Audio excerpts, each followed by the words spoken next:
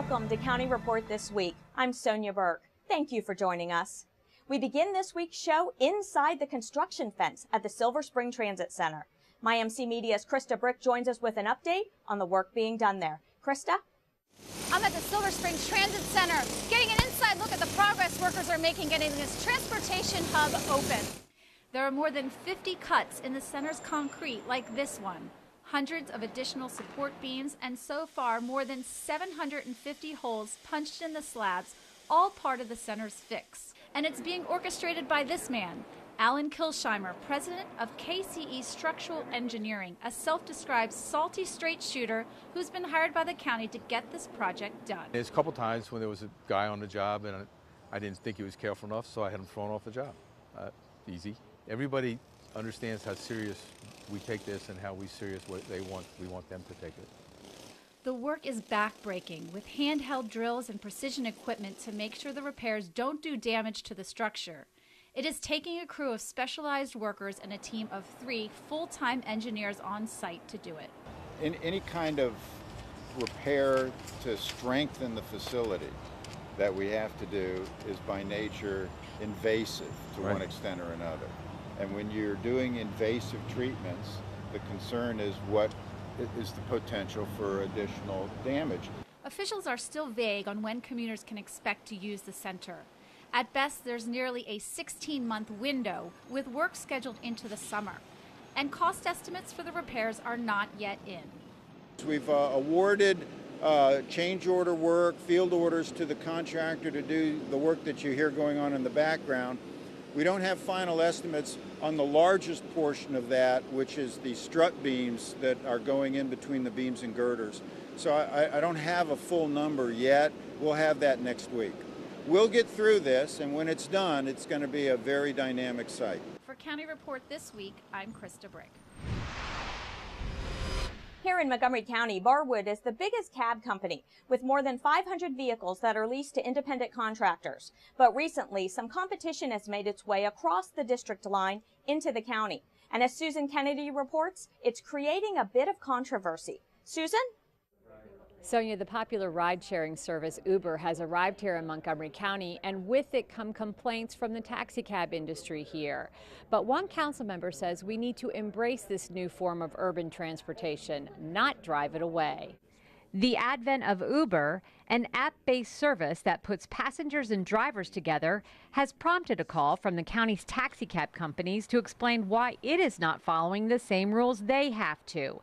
However, Councilmember Roger Berliner says the county's taxicab industry needs to raise its game. We know that Uber is operating in Montgomery County now, and so our head of our Department of Transportation had sent Uber a letter a month ago saying, you're operating in our county, but not according to our rules, therefore, excuse me. And so it was an implicit threat to say, you either play by our rules or you can't play at all. And I'm saying we need to change our rules. Berliner, who chairs the council's Transportation and Environment Committee, says Uber represents the future and that its arrival could give the county the opportunity to create a taxicab market that is more dynamic and customer-oriented while still keeping regulations that protect consumers and operators. This is about the future. So from my perspective, this whole Uber conversation is about what is the face of Montgomery County going forward. Do we want to attract millennials? Do we want to attract innovative companies? Do we want to be about the future, or are we going to talk about old taxicab regulations that are a dying breed? The business model isn't going to sustain itself. And so we need to move forward. Councilmember Berliner plans to introduce reform legislation after meeting with stakeholders later this fall. In Rockville, I'm Susan Kennedy for County Report This Week. Councilmember Hans Remer has introduced a bill that would ban the sale and use of food packaging and other items that contain polystyrene. The United States Department of Environmental Protection has called polystyrene a possible human carcinogen. And Remer says by reducing its use, his bill will protect county residents from its negative health effects. This is a different source of pollution, which is, mostly it's takeout food, food service products, drinks, food that people discard, unfortunately. And there's some human nature that no amount of education is really going to change. But if you can use a different product then if someone litters something, that product will dissolve or it will not have the same kind of harm that the styrene has. The county executive and county council want you to know that libraries matter. Beginning Sunday, October 5th, Montgomery County Public Libraries will be open longer. 16 branches will have expanded hours, and 4 more branches will be open on Sundays from 1 to 5 p.m. In support of the expanded hours, a substantial increase in staff has been added, as well as funding for more materials. The increases were made possible by recommendations from County Executive Ike Leggett and the County Council, totaling $800,000 in the fiscal year 15 operating budget. What we've been able to do is to restore some of the hours. What we've been able to do is to make certain we have enough money for additional materials. What we've been able to do is to make certain that we have the training for the staff. And so today is really a highlight, a culmination of a lot of things that have happened over the last few years. But it is because of you, it's because of the fundamental need for libraries, and because I think we all collectively recognize that it's important and that we cannot be the Montgomery County that we want to be unless the libraries are what they should be. Who will be the next mayor of Gaithersburg? That's the talk of the town as Mayor Sidney Katz prepares to move on. I submitted a conditional resignation. Gaithersburg Mayor Sidney Katz is running unopposed for the District 3 County Council seat. And if he's elected, he plans to resign as Gaithersburg mayor effective November 10th. Because of that development, the City Council has decided to select the city's next mayor from its membership at an executive session set for October 6th. So we asked the council members if they want to be mayor. I really like being part of a team. I don't like being the one person up there on top. I don't like running meetings. I'm not interested in being mayor. I am interested. It would be a distinct honor, it'd be a great honor to serve the city of Gaithersburg in that role. I'd love to do it. I would like to be, obviously. I've been around for 20 years being elected. I think that I would be the logical choice. There's 5 of us that could be mayor. Councilmember Ryan Spiegel, who recently ran for the District 3 County Council seat but lost to Mayor Katz in the primary election, has not publicly said if he's interested in the mayoral position. And Mayor Katz said he would not weigh in on the selection process. I know that each and every person that's on the city council is a dedicated person, and I know that they will look after Gaithersburg just as every other mayor prior to them has looked after Gaithersburg. We're very fortunate to have such a fine group of people. There's a reason why our city has been able to move forward and get through some really difficult issues over the years, and Sydney's a big part of it. Building consensus and sort of knowing when to step forward and let others take the lead. I look at Sidney, whether or not I get this position, I look at him as a great role model. The City Council is now also seeking applicants for the anticipated City Council vacancy. Those applications are available on the city's website, and they're due in by 5 p.m. on October 6th. Montgomery County Executive Isaiah Leggett attended a groundbreaking ceremony for an expanded Department of Transportation Colesville Highway Maintenance Depot, which provides snow removal, road maintenance, and other services to southeastern Montgomery County. The project will extensively renovate, enlarge, and modernize the 1981 facility to meet the growing needs of the East County. In addition to increasing available workspace, the project will bring the building up to modern safety and accessibility standards, and it's designed to achieve a silver LEED rating. You may say, why are we making such a big fuss about a maintenance and infrastructure depot here? It is because the investments that we make, the investment that we're making, not only now but for the future in the East County. The investment, when you look around, you see the new White Oak master plan that's been approved. You see just right down the street from here, we'll have a new recreation center going up as well. There's an awful lot that is invested here. And unless we have the roads, the infrastructure that is necessary to make the repairs that are needed, it will be very difficult to service this area. Coming up next, we're going to tell you all about a voter registration drive here in the Bethesda Library. And we'll tell you about how you can weigh in on the Downtown Bethesda Master Plan. Don't go away. We'll be right back. Did you know there are more than 10,000 county government phone numbers? But there's only one number you need to remember for non-emergency calls, 311. MC311 is Montgomery County government's online telephone information system. Need information? Have a problem or complaint? Trying to locate a county government facility? Call 311. The call center is open Monday through Friday, 7 a.m. to 7 p.m. The website is available 24 hours a day, 7 days a week. So, I'm kind of new here, but I've noticed a trend.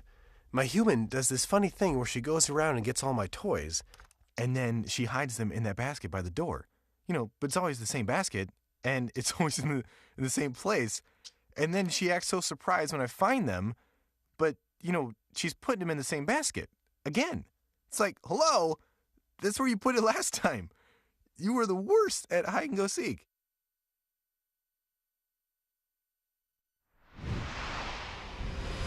Welcome back to County Report This Week. I'm Sonia Burke. Over the last 6 months, planning staff have continued to work with the community, property owners, and other stakeholders to craft a vision and recommendations for downtown Bethesda. From open hours, community meetings, and happy hours, the Bethesda Downtown Plan has asked residents how they would like to see Bethesda over the next 20 years. We checked in with the Bethesda planning team to learn more. In 1994, the Bethesda CBD Sector Plan was created as a blueprint for Bethesda's development. Since then, the city has flourished and has become a showpiece for mixed-use, transit-oriented development. Currently, planners are taking a fresh look at downtown Bethesda to assess what's working and what could be done better. The 94 plan really looked at kind of the center of Bethesda being at Metro. Over time, over the past 20 years, really Bethesda's kind of moved towards two different centers in Woodmont Triangle and in Bethesda Row. And so this plan is trying to reevaluate those centers, look at new and emerging centers, and try to re-engage with Wisconsin Avenue. Planners have finished up the public outreach portion of the plan, which included workshops and charrettes for residents and planners. The goal? To introduce the framework concept plan for downtown Bethesda and get input on its vision. So far, feedback on the plan has been good, but D'Ocampo says planners would like to see even more folks get involved. One of the things that we have been noticing is that we've had a lot of the baby boomer generation come out to these meetings. We really would like to go and see much more of the millennial generation, of the Generation X group, because based on our information, almost 40% of Bethesda's population are millennials, and we need to go and get their input. The theme of the plan centers on the idea of 3 areas of sustainability: environmental, economic, and social. Using this concept in Bethesda would transform the city into a green community by making buildings eco-friendly and making destination points in Bethesda accessible to the public through better transit choices and increased walkability. In the end, D'Ocampo says making a great community even better. It's got an opportunity to go and grow, use the assets that it has, really see this as a model for the new shape of urban development here in Montgomery County as we shift from a suburban model to a more urban model. The next plan that the Montgomery Planning Department is launching is the West Bard Sector Plan, close by to Bethesda, but a whole different area and community. The plan kicks off at a community meeting at Walt Whitman High School on September 23rd at 7 p.m. Go to montgomeryplanning.org/planwestbard to learn more. Also in Bethesda this week, volunteers from the Montgomery County Board of Elections who are hosting a series of voter registration drives at local libraries in September. The idea is to encourage residents to get involved in their communities and to increase voter turnout at the November election. MyMC Media's Alini Barros joins us with more. I'm here in the Bethesda Library where volunteers are helping Montgomery County residents register to vote.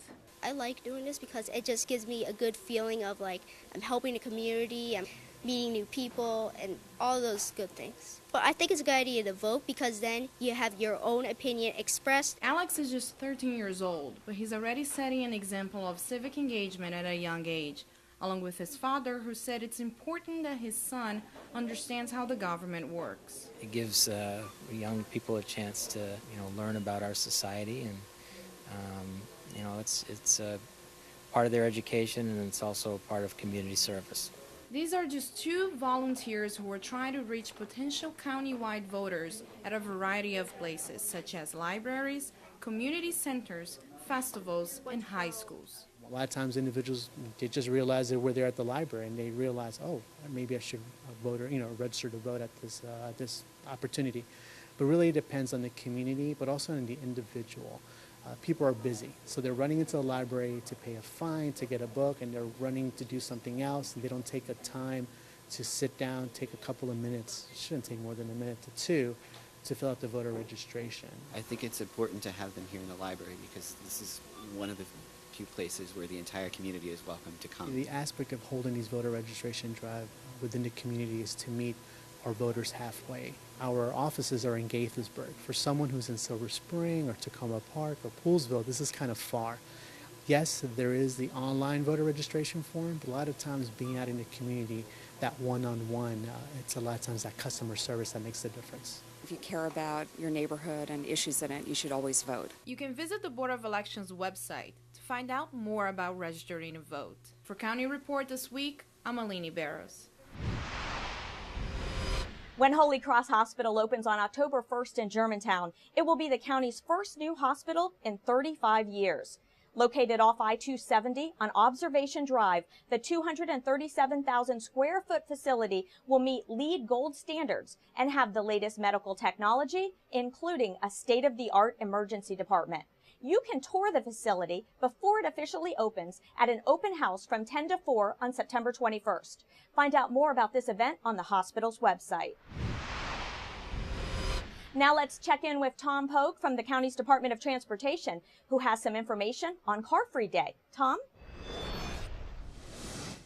Hi, I'm Tom Pogue, Community Relations Manager for the Department of Transportation. Here's an update from Montgomery County. Joining a worldwide movement to celebrate sustainable transportation, the National Capital Regional Transportation Planning Board has pronounced September 22nd as this year's Car Free Day. This annual call to action is organized and promoted by the Council of Governments Commuter Connections program, which is offering prizes to those who pledge to participate. It seeks to encourage people to use alternate methods of transportation, such as walking, biking, public transportation, or going car light by sharing a car in a carpool. Commuter Connections urges everyone to leave their cars in the garage for one day. Car Free Day benefits the region through improved air quality, reduced traffic congestion and parking demands, and conservation of energy.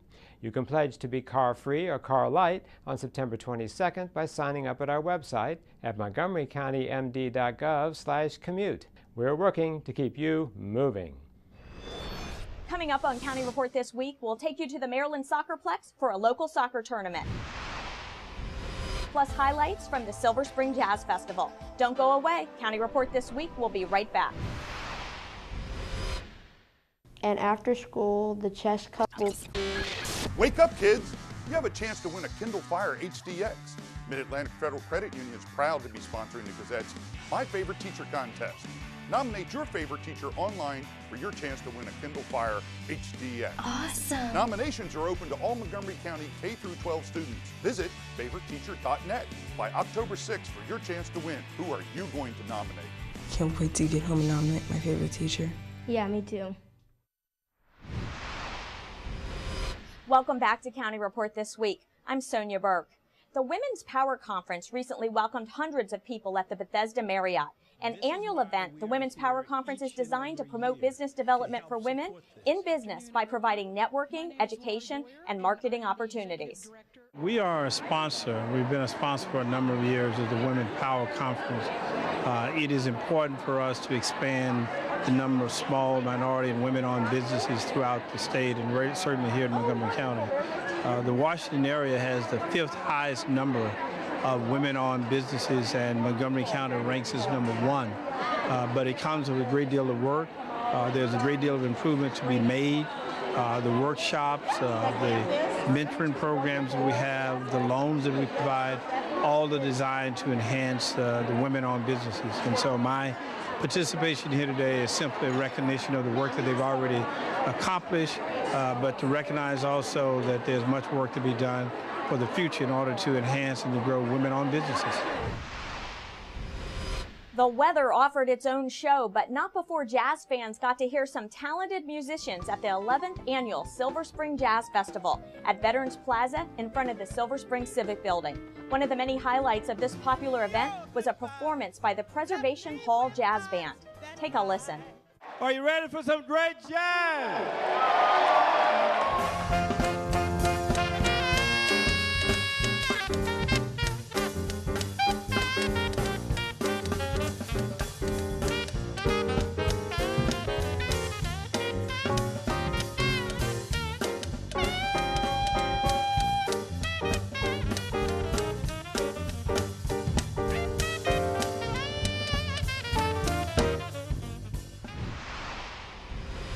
Montgomery College hosted a big soccer tournament this past weekend at the Maryland Soccerplex in Boyd's, and MCTV's Michael Brown was there to follow all the action. 4 of the best college soccer teams in the nation converged on the Soccerplex this past weekend for the first annual Tom Bickey Soccer Tournament. MC's head soccer coach Pedro Braz created the tourney to honor the memory of the late Tom Bickey, MC's longtime men's soccer coach and Hall of Famer. My inspiration came from just the history of the MC men's soccer and just at the whole athletic department period. Tom Bickey is an icon, is a legend. To be quite honest, where I am now, it was because of him. All 4 teams in the tournament were ranked in the National Soccer Coaches Association National Top 10. In the opener, the MC Raptors, the nation's number 7 team, took on Mount San Antonio from California, the 4th-ranked team. They battled to a tense 0-0 tie in a match that featured several spectacular saves by MC keeper Bogdan Svitin. In the second match of the night, Richland College from Texas, the NSCAA's number 5 team, broke a first-half tie with a flurry of second-half goals to take a 5-2 win over Suffolk College from New York, the nation's number 3 team. Suffolk and Mount San Antonio kicked off day 2, and Mount San Antonio dominated, getting goals from 6 different players and rolling to a convincing 6-0 win. That set up the final match of the weekend between MC and Richland. Richland scored early, but MC came back to tie it on a Javier Nieto rocket off a nifty assist for Martin Moreno. The tense duel continued as the defenses and goalkeepers dominated, and the teams were tied at the end of regulation. But with just seconds left in the first OT period, Richland's Jose Hernandez scored off an assist from Danny Bernard to give Richland the title of the inaugural Tom Bickey tournament. So a terrific tournament came to a close, and the very young MC Raptors showed their true grit and talent by allowing just 2 goals in over 190 minutes of soccer against 2 top 5 teams. Something tells me the way they played would have made Tom Bickey very proud. For County Report This Week from Montgomery College, I'm Michael Brown. Coming up on County Report This Week, we'll take you to the grand reopening of the Gaithersburg Aquatic Center. And we'll visit a pool in Rockville where these dogs were getting more than their paws wet. Don't go away. County Report This Week is coming right back.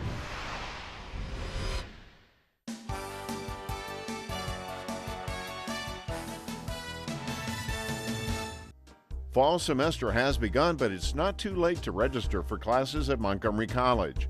There are hundreds of programs and courses to choose from. Register in person at any of our 3 campuses or online anytime, 24 hours a day. The MC Shuttle is on its way. The new intra-campus bus will run between the Tacoma Park, Silver Spring, and Rockville campuses weekdays between 9 a.m. and 6 p.m.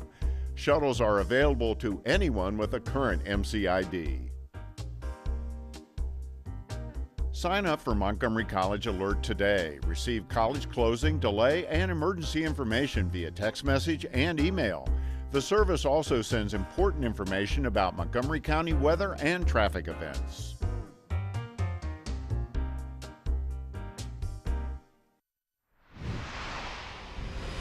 Welcome back to County Report This Week. I'm Sonia Burke. Did you know that you can help tell the city of Rockville's story? Our Town Rockville is a community documentary being produced by Maryland Public Television, and area residents are encouraged to get involved. So yes, we're very, very excited. Rockville has been given a wonderful opportunity. Maryland Public Television has chosen us as the next community to do a 1-hour documentary entitled Our Town. and it's our chance to talk about our past, our present, our future.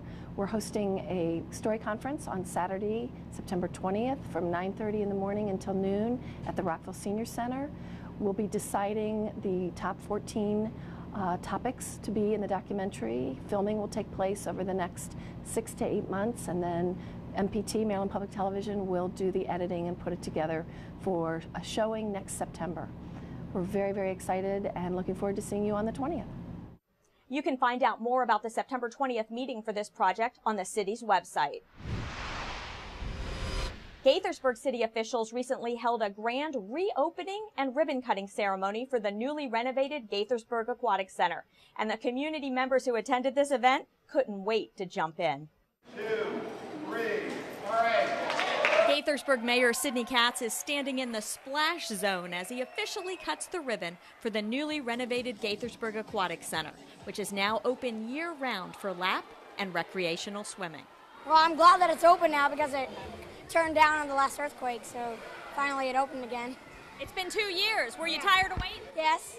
Gaithersburg resident John Fleming has been a member of the Gaithersburg Aquatic Center for 27 years. I mostly am a lap swimmer. I come after work and I leave it behind. Whatever is bugging me at work, I swim it off, and by the time I get home, I'm a very happy man. The cost of the renovations and repairs for this project totaled $1.1 million, and officials said the costs were shared by the city of Gaithersburg, Montgomery County, and Montgomery County Public Schools. Today, we would like to recognize the dedication and hard work of everyone involved and to celebrate the fact that Montgomery County government, Montgomery County Public Schools, and the city all rose to the occasion for the betterment of this community facility. The word unity is in community, and this truly was a united partnership. MCPS owns the facility, which is operated by the city of Gaithersburg after school and when school is out of session. The renovations included new lockers, new pool plaster, a new filtration system, and much more. The pool with its lap lanes and 2 diving boards is certainly the main attraction. What's it like to jump off that diving board? Once you get on there, you feel nervous, but once you jump, you feel like you're just falling out of the sky. You should come. It's fun. The Rockville Swim and Fitness Center recently opened its doors to some unlikely visitors. Rockville 11's Morgan Lash has more. I'm here with Copper at the Rockville Swim and Fitness Center for Doggy Dip Day, an annual city event that brings out a different kind of Rockville resident. Doggy Dip Day is an event that allows owners to have their pets enjoy the pool like they've been doing all summer. It's an event that we've been doing for several years here. Most local pools do something of this nature, and it's just a great way for people to meet our animal services and connect with some local vendors as well. Last year, the event was canceled due to the spread of dog flu in Montgomery County. So this year, the dogs were even more ready to get back in the water. This is our dog Jupiter.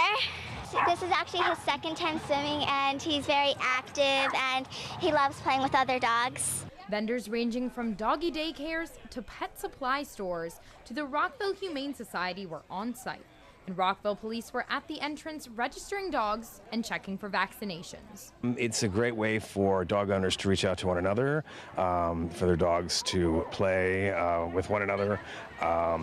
It's kind of a neighborly event, but it's just a good way for people to get to know one another. It's the way that the pool gives back to the dog owners. Mainly it's just for the dog owners to network with each other, the dogs to network with each other, or dog owners and dogs at the same time networking with each other. This year, hundreds of dogs flocked to the swim center for Doggy Dip Day, getting one last treat of the summer. For County Reports This Week, I'm Morgan Lash. Don't forget to buy your tickets for the Montgomery County Executive Hispanic Gala, which is just around the corner. Executive Ike Leggett spearheaded the event last year, where organizations and individuals came together to support scholarships for Latino students who attend Maryland colleges and universities. This year, more than 50 students will receive a $2,000 scholarship. The event is at the Fillmore Silver Spring on September 18th from 7 to 11 p.m. For more information, visit MontgomeryHispanicGala.org or call 240-277-8072. With that, we close this edition of County Report This Week. Remember to like us on Facebook and to join us again at this time every week for a look at what's going on inside Montgomery County. I'm Sonia Burke. Thank you for watching.